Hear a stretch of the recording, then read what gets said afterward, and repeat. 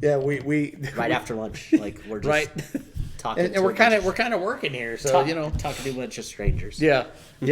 So I mean, it is what it is, but that's one of the good things when you have that camaraderie built up, right? Like you can be having the absolute worst day, and you can have just some little quick message from somebody that says, "Hey, how you doing?" You know what I mean? Because I think a lot of people, we're so busy and we're so focused on the tasks at hand that we forget that we have some resources that we can utilize. And I think, for men, that's again kind of coming full circle back to how we kind of started the show out is, hey, you've got more resources available. You have to use them. Yeah. And so sometimes for us having fun, that's just what it's about. It's just a quick, hey, how you doing? It's stupid playing the game kind of thing. Yeah. But and you have to be appreciative outside of that, right? Like I had a meeting with work not too long ago, and we're talking about how we have to support our vendors, right? Right. We've got to support our vendors, but we also need to hold them accountable. Mm-hmm. And one of the bosses was like, who's actually thanked a vendor for anything? I'm like, well, I do. Honestly, like I've got very good relationships with them. I thank them quite often, right? Especially the certain people that I'm accustomed using, and I know that they'll do a little extra, put somebody else's stuff maybe to the side to help me just because I've got that relationship with them. So I make sure that whenever I get good service and helped with anything, especially when somebody feels down, try to brighten their day a little bit. Right. That thank you could mean nothing at all to you. Because, right, but it gets overused a lot. Right. But maybe change it up a little bit. Like, hey, I just want to remind you I appreciate everything that you do for me. Absolutely. And again, I think what happens is people get lost in the magnitude of those two little words. Yep. Thank you. Thank you, and I'm sorry. Yeah. Right. Probably a couple of the toughest things to convey. Right. And they're so easy. Yeah, they kind of roll off the mouth so easy. Thank you. Yeah. Thank you. Thank you. Yeah. I'm sorry. I'm sorry. I'm sorry. I'm sorry. And that's a lot of what I think a lot of people are really bad at is those two things. But it doesn't have to be this grandiose gesture. It's just, hey, thanks. I appreciate that. Yep. Or just hey, thanks. Yeah. You'd be surprised how much that would do. Because some of the companies I worked for in the past, it's they try to thank you, but it's not genuine. You know what I mean? Like it's just here's a $15 gift card. Merry Christmas. Well, shoot, I work with 98% grown men. Or you're in an industry that's kind of dominated by men. Yeah, it's dominated. There are some females out there, and I applaud them because it's got to be especially hard, because we can be kind of rude and crude sometimes and make it tougher on them. But even in the industry that I work in, within the last month, I've had 2 different companies, plumbers, tell me and the guy that works up at the counter, tell me, he's like, we come here because we appreciate you guys. You don't make us feel stupid like some of the other places in town. And we've got a lot of competition in town for it being a small town.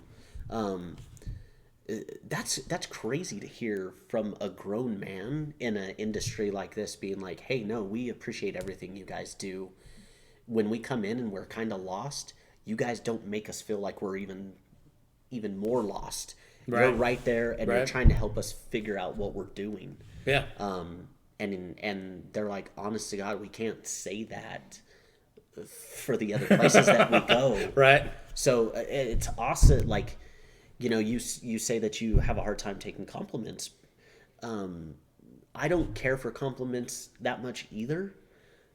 Those type of compliments are what I appreciate. Right, because I think it's a different context, right? Yes. When it comes that way, because that's reinforcement that you're doing your job Yeah. to the best of your ability, right? And I think that's a lot of what people need is just that verbal reinforcement says, hey, you're doing a good job. And just by saying, hey, you're not making me feel stupid, right? Yep. That might be their way of saying, hey, thank you. Yeah. You know what I mean? And I think it's that we talk about it all the time about understanding, like here's a paragraph of words. I'm going to read it and I'm going to interpret it one way, and you're going to read that same thing and you're going to interpret it another way. At the end of the day, those guys technically are the professional. Like, I'm just the guy that has the stuff on the rack for them to help them get their job done. Right. So when I can learn, because I didn't come from this background at all. I mean, whenever I started, I was handwriting part codes in a notebook so that I could ring them up.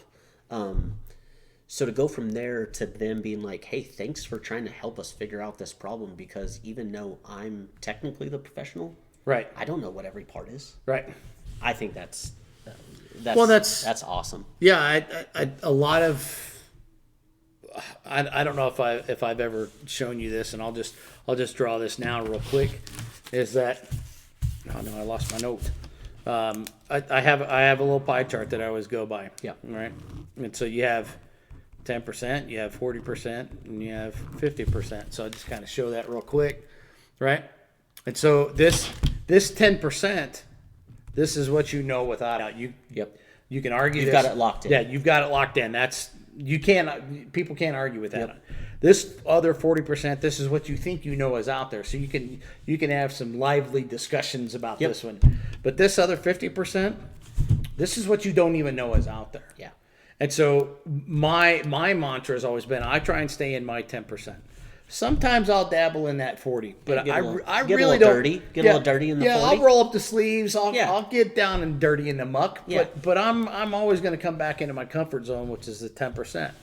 And so at the end of the day, when you're looking for the answers to the questions that you have, it's nice to be able to reach out to somebody who says, hey, I need to know what this who's a what's it does.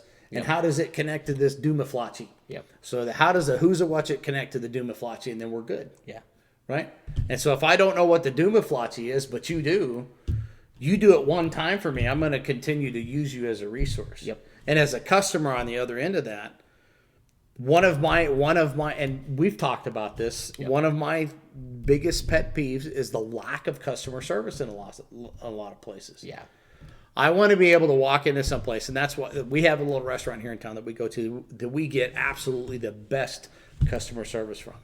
Why? Because when we go in, we know they're a small business, and especially in now what they're doing, they're struggling to make ends meet because they got bills they got to pay. They're trying to run a food hospitality business in a very hostile environment right now. And so we try and help them out as often as we can. So once a week we order from there and we go pick it up, right?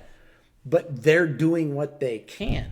And so because of their customer service, I'm more willing to go back to that restaurant more often than to go to anywhere else because they may have better food. Yep. That's not necessarily the case here, but this place has phenomenal food and phenomenal customer service. They're kind of the unicorn of restaurants because you don't really come across a lot of those restaurants that hit it out of the park like that. No, you can sometimes find a certain person, but then to get that person every time, right, is crazy because they may not be there the next week, right? Honestly, or they're in a different section because they might have been poached by another business because somebody came in and said, "Hey, I like the way you do things. Can you come do that for me over here?" Yep. And I mean, unfortunately, that's the downs. Customer service is this narrow line to walk. But if you walk it on the right side, you're going to get more repeat business because you've taken the time to make that person not feel like an idiot and talk to them like a human. And I think it's really a lost art, especially with where we live, right? Like you go to a restaurant and you expect a certain level of customer service. And a lot more often than not, you don't get it. No, right? You don't.